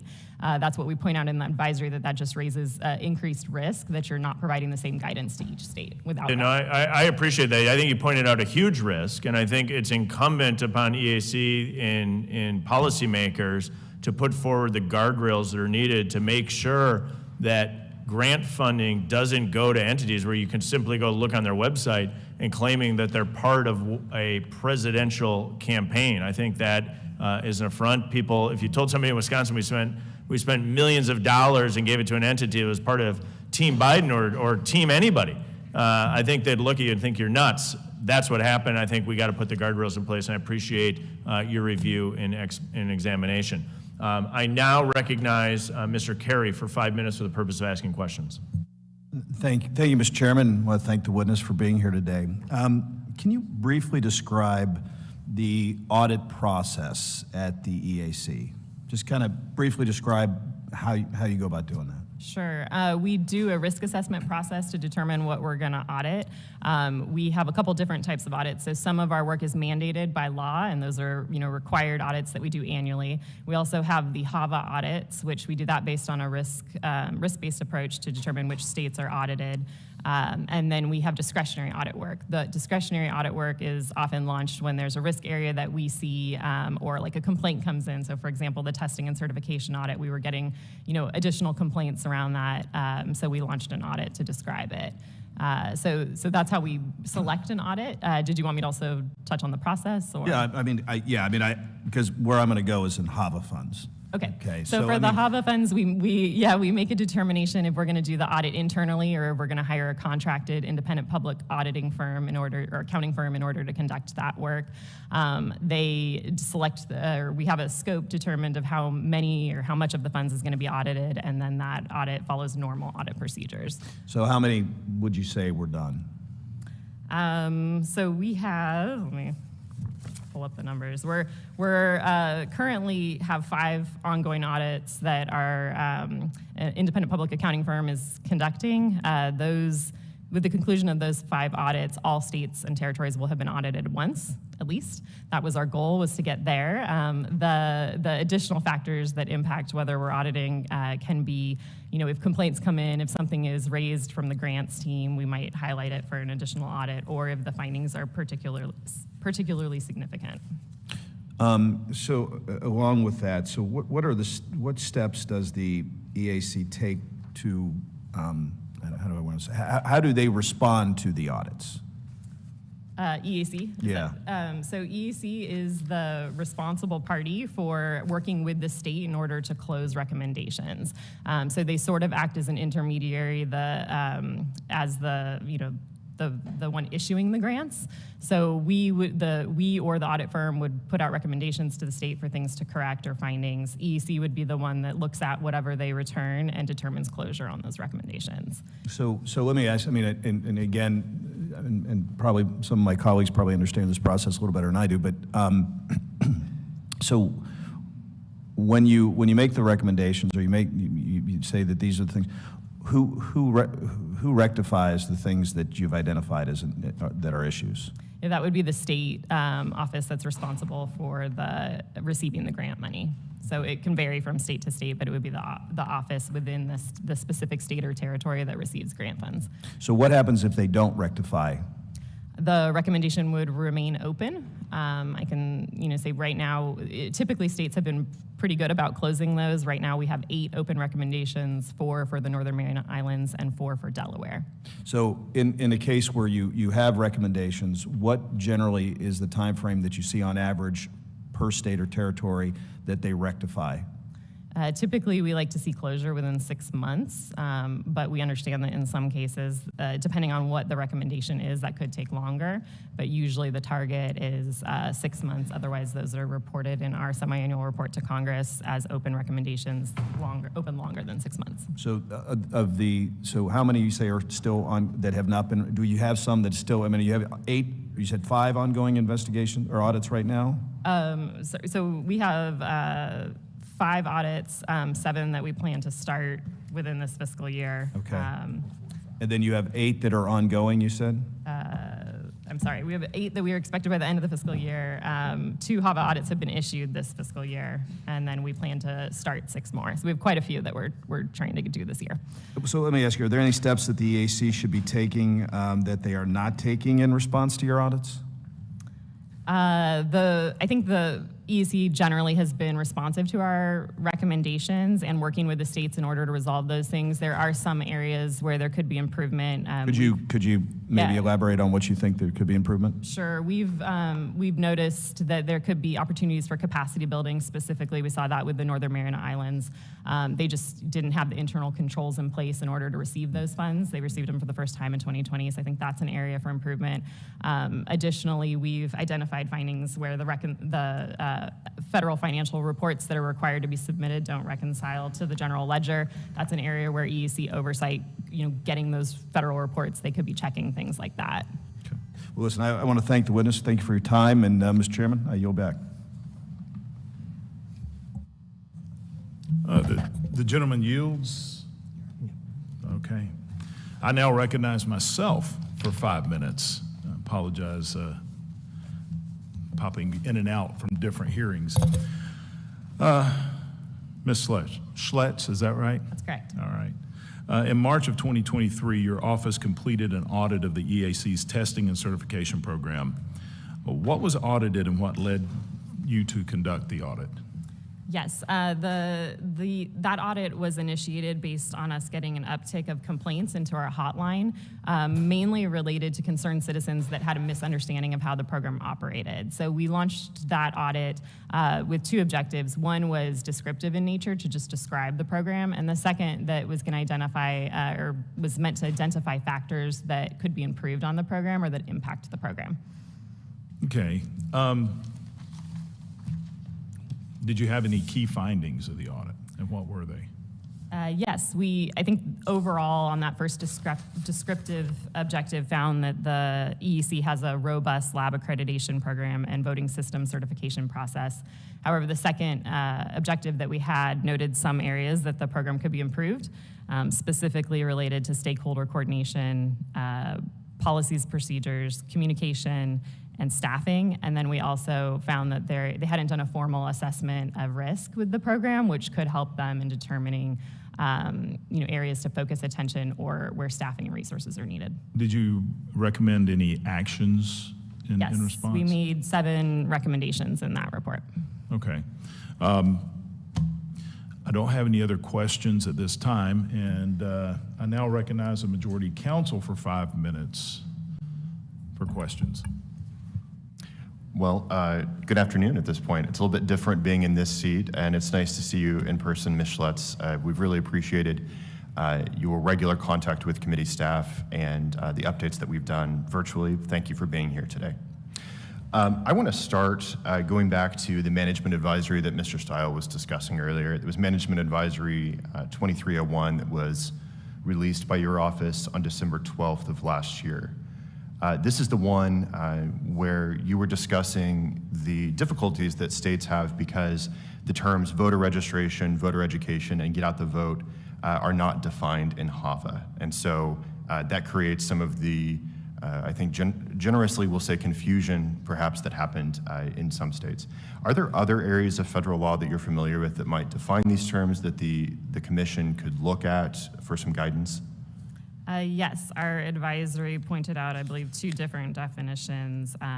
One being the Bipartisan Campaign Reform Act of 2002 offers a definition, and then also there's another definition that we pointed to as well that could have been used. And do you recommend that the commission adopt one of these existing definitions as opposed to writing its own? I don't know that we have an opinion about that. It's more just helpful if there's clear guidance so that when we're looking at things, it's easier for us to identify if the cost is allowable or not. Understood. Has the commission, has the EAC's guidance on these terms, the 3 I mentioned, has it always been the same or has it evolved a bit over time? Historically, what we've seen is there's been quite a few previous OIG reports that have pointed to challenges around this area.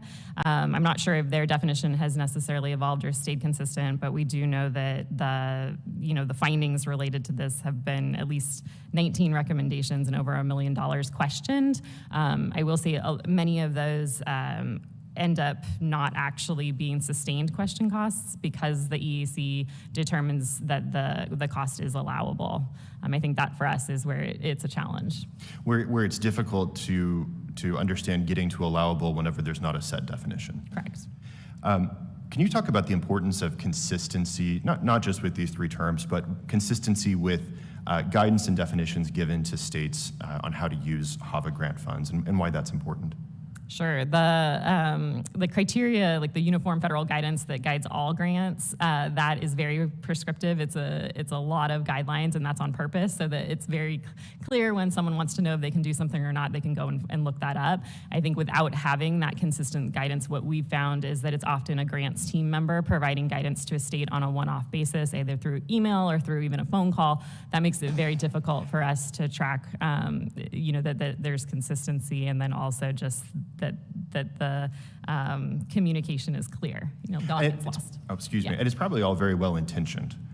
This is a big process, but the way that this works is someone's going to call in and ask the question, and they want to get an answer. So I think we understand that, but we definitely on the staff have been very in favor, as you know, of encouraging the development of consistent definitions to help our state partners. Going back to these definitions, has your office thought at all, we're talking about where this is in the code otherwise, would it be more helpful for Congress to add definitions to HAVA itself? Or is this something that the commission is able to do that you'd recommend that they would do and handle on their own? I think it's kind of up to the legislators to decide.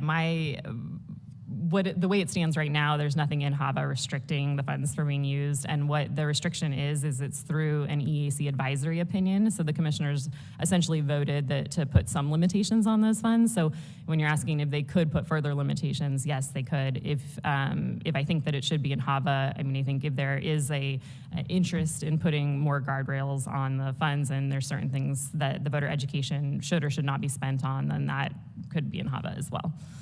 Very good. Okay, so I have about a half a minute left, and we've been watching. We saw that of course the territory that had been left out of HAVA, just because they hadn't sent a delegate to Congress at that point, the Commonwealth of the Northern Mariana Islands has recently received HAVA funds, and there's been an audit process going through there. This is the first time that they had HAVA funds. Can you talk just a little bit about the work that your office does to make sure everyone stays on the straight and narrow? Yes, this specific one was flagged for us by the grants team because the Northern Mariana Islands weren't doing their regular reporting requirements.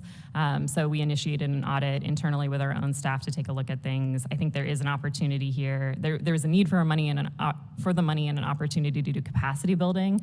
I acknowledge that they received the funds during the pandemic, so it made a site visit challenging, but that would have been a helpful thing for the grants team to do. Very good. Thank you, Mr. Chairman. Chair now recognizes Minority Counsel for 5 minutes for purposes of asking questions. Thank you, Mr. Chair. Inspector Schletz, good afternoon to you as well. Thank you for your hard work for the commission and on behalf of the American people. I agree with my colleagues, it's been wonderful chatting with you in advance of this hearing and our ongoing oversight work. I wanted to pick up a bit of where my colleagues started, and you've done a bit to contextualize your management advisory as well. There's been a lot of discussion today about California and the conduct related to CARES Act funding for California, in which your February 9th letter that the ranking member introduced into the record demonstrates that those funds were used appropriately, were not used for GOTV funding. Your management advisory also lists the 19 recommendations and identifies specific states that were flagged for using those funds, including Mississippi, Florida, South Dakota, and Colorado, among others. I wanted the record to be clear on that fact. Am I correct in that assessment? Can you repeat that? I'm sorry. Yes, am I correct in my assessment that other states have been flagged for recommendations on using funds for GOTV and voter registration? Yes, that's correct. Great, thank you. I want to draw your attention to the ACE Act as introduced in the last Congress. One of the provisions provides a statutory cap on your office at 7 full-time employees. In your written and oral testimony today, you've discussed how increased capacity for your office has allowed you to improve processes, have more resources, to use a mix of contracting and independent accounting firm assistance, as well as other outside federal agencies, and that you are now, quote, well-positioned to conduct audits internally, which allow you to be more nimble and more responsive to incoming requests in areas of risk. So I want to ask a few questions related to that. Would your office benefit from additional staff? there's always more work that can be done. I think we have a good size right now in order to meet our mission, but there are areas where we could improve and do more oversight. And in those areas, do you think having additional staff capacity would allow you to be more nimble or to internalize outside costs usually associated with independent accounting firms? Yes, I think there's also other benefits of doing work internally. It allows us to, pivot. If we have a contracted audit, we are, bound by the terms of those contracts, so the period of performance, the scope, and so those limitations can sometimes be challenging. That's great. What information would you want Congress, so all of us, to have so that we can more accurately understand the staffing needs of your office? I think, I appreciate the confidence, in our work. I have no plans currently of growing our office, but I do think that the limitation or the FTE cap would potentially contradict with the IG Act, which provides that the Inspector General can appoint employees as needed to fulfill the mission. That said, and to my knowledge, EAC-OIG would be the only one with such of a type of cap. Having the flexibility to be able to pivot from contracting to internal staff is critical, I think, and finding that right mix and having the flexibility to do so is important. Thank you. I want to drill back on a point you made, which, if I correctly heard you, you're not aware of any other statutory cap on the full-time employees of an Inspector General office. Is that right? Correct. Usually the OIG has its own specific budget line item. There's a couple of us small ones that don't, but usually, yeah, there's no FTE cap. Great, thank you. Are there steps that Congress can take to help further and improve your office's independence? I think, speaking of just the budget, one of the things that we've raised with some of the other small OIGs is that our budget is combined with the agency budget, despite us having a separate request. It would increase our independence if we had a line item or even just not less than language that allowed our budget to be separate so that we could, put our resources towards that and not have to work with the agency on budgeting. Understandable. I think it's helpful in this conversation, we've talked a lot about questions funds or unsubstantiated funds or funds spent for or put to better use. In your office's review and in all its capacities, is it fair to say that the majority or the vast majority of funds that the EAC is granting are used appropriately? Yes, from our work, we think we've generally seen that states are administering grant funds in accordance with the guidelines. As far as the numbers, I think it's less than 1% of the costs are questioned of what we've audited in fiscal year 22 and 23. There are some states, that, like the Mariana Islands, where that number is higher, but generally it's less than 1%. And within that less than 1% cap, I know you've identified something around $2 million of questionable funds, and cognizant that most of the funds are used appropriately. Do you have a sense of how effectively the Commission is working to claw back the unallowable funds or work with states to ensure compliance? Yes, the grants team works really hard. We actually partner with them quite closely to make sure that we're not duplicating efforts and we are, working with the same interests in mind. They do take it seriously and they do work with states as much as they can to try to build capacity and get them to have the internal controls needed so that there's no repeat findings and so that money that needs to be returned is returned. Thank you, Mr. Chairman. I yield back. Chair Rowan now recognizes the majority counsel for purposes of asking questions. Thank you very much. I wanted to just note a couple things here at the outset that when we were looking through, and I know you don't have anything to do with legislative recommendations, but looking through the legislative recommendations that the Commission sent to us, and we make it a priority to read what you send us, what the Commission sends us, et cetera.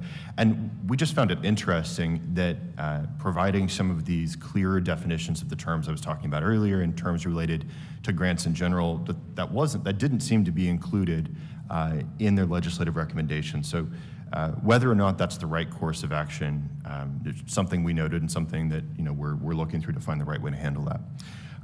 Can you talk a little bit, speaking of reading things that you send us, could you please talk a little bit about the mandatory reports that the EAC has planned for 2023, just a brief summary of what is expected to cover? I know that a lot of this is going to come from your oversight plan for the fiscal year 23. You mean mandatory audits, is that? Mandatory reports.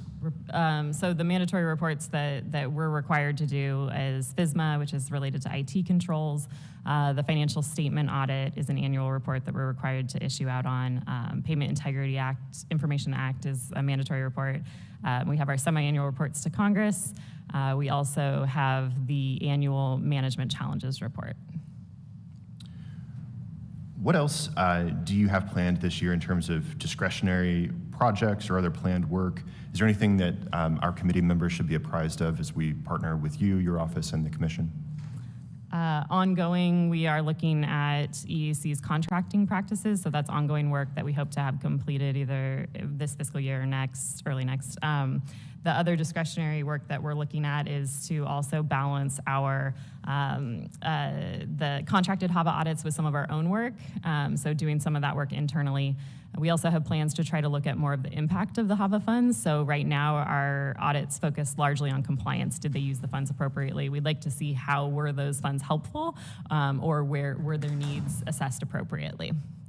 I think that brings us to another really good point. You know, as our committee members say, and I don't want to put words into anyone's mouth, but you know, many have said elections administration isn't partisan. The election is, but not the administration. I think that's really important. I think that carries over to the EAC, and as you can see from the questioning today, a lot of members are headed in a similar direction with the EAC. And I think one of those too, you know, in our conversations, and I'm glad to hear that the resources for your office are looking good and they're in a good spot. But you know, one of our things too is making sure that the Inspector General's office has reserved spaces for staff, especially at a smaller agency. And so I know our members look forward to working with you throughout this next year as they're working on legislation. However that ends up looking in the final piece, to make sure that you do continue to have the flexibility and the resources that you need, especially as we're talking about bringing having the option of bringing audits internally, so that there's a little bit more of that institutional process that plays out. As I wrap up here, can you talk just a little bit about your relationship with the four commissioners, just in the sense of, you know, is it a good working relationship? Are they responding to your reports in a good way? And as my colleague mentioned, anything else about the independence of your office? Thank you for that. The relationship that I have with the commissioners is great. They're very receptive to the work that we're doing, very responsive, and I think also, you know, have been welcomed kind of the oversight that our office brings. It is quite a bit, you know, different, and we're doing some new and different work, and they've been receptive to that. So I don't have anything, you know, else to add on the relationship piece. I think as far as the independence, coming from a larger OIG, there are challenges with the small OIG and independence. Particularly, we share IT services, we share budget, we share human resources, things that would be ideal if they were more independent, but also not wanting to, you know, create a whole new entity. So I understand kind of the budget constraints there, but those are areas that we grapple with independence. Last question that I have, has your office, you know, the EAC is a small agency and it's moved several times in the 20 so years of its existence. Has your office looked at the frequent movement of headquarters? Has that been an issue that's come up? That isn't something that we've looked at, but you know, if you would like to consider work, we'd be happy to. I know their recent move happened during the pandemic, so we haven't taken a look at that. Part of the costs are audited as part of the financial statement audit, but specifically looking at the relocations, we haven't looked at. Thank you, Mr. Chairman. Now recognize the Minority Counsel for 5 minutes for asking questions. Thank you, Mr. Chairman. Inspector, in your written testimony, you discussed a critical management challenge in addressing the gap between expectation on one hand and funding on the other, and I was really interested in that challenge. And you noted that to fully address this challenge, the Commission must continue to, quote, advocate for funding, demonstrate progress, and work with stakeholders to manage expectations. Why is the need to match funding and expectations so critical?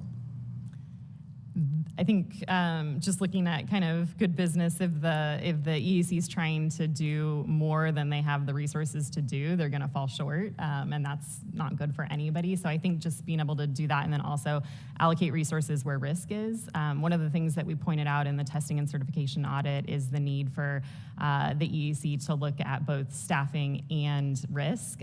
There's lots of federal guidance out there on how to do that, and that would help them determine what resources and staffing are needed in order to meet the areas to fulfill their mission.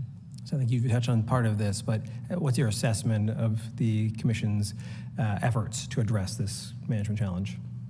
I think there is an opportunity to do it in a more formal manner.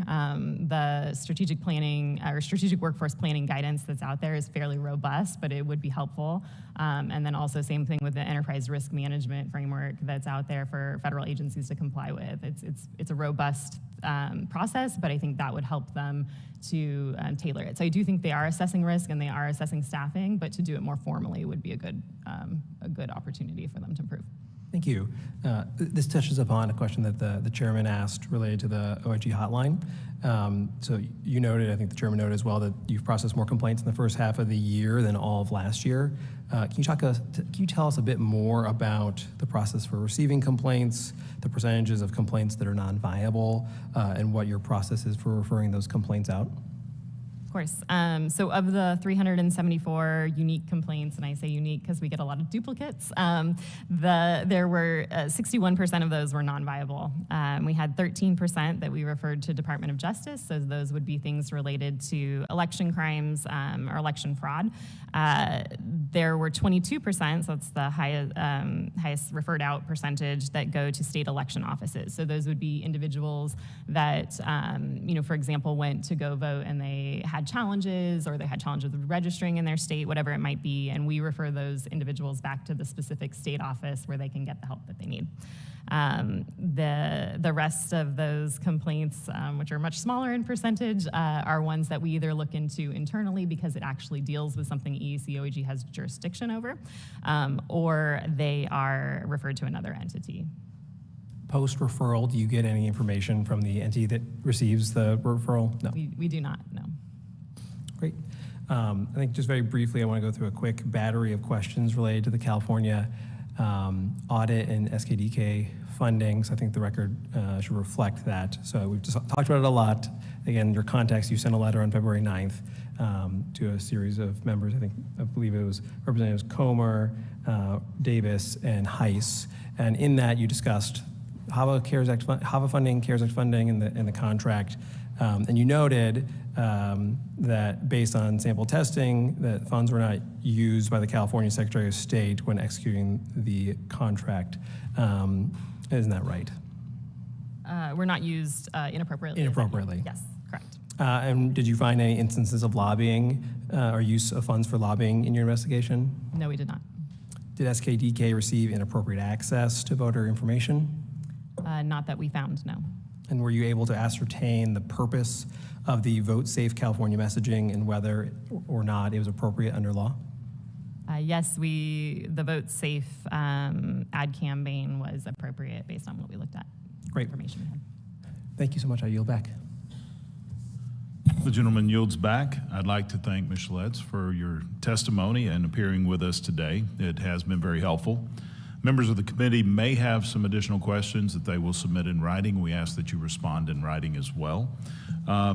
Without objection, each member will have 5 legislative days to insert additional material into the record or to revise and extend their remarks.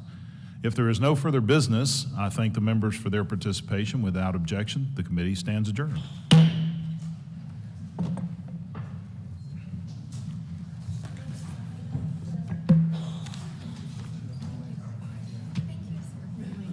Oh.